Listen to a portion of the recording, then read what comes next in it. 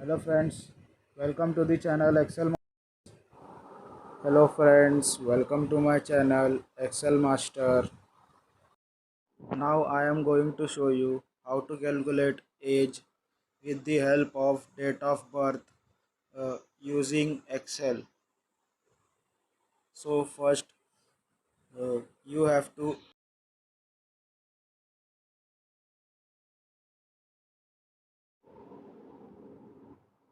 so if you got a date of birth and you want to calculate age, then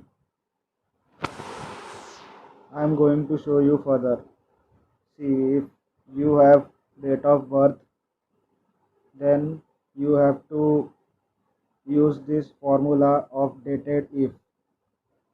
You have to combine it with today function equal to dated if, and which date you want, that you have to take, and you have to take the year which you want, and after that you have to press enter.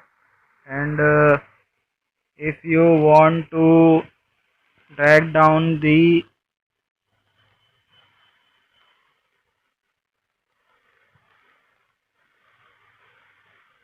formulas, then you have to just click Ctrl plus D to drag down the formula for other DOB, so that it automatically gets the DOB of other dates.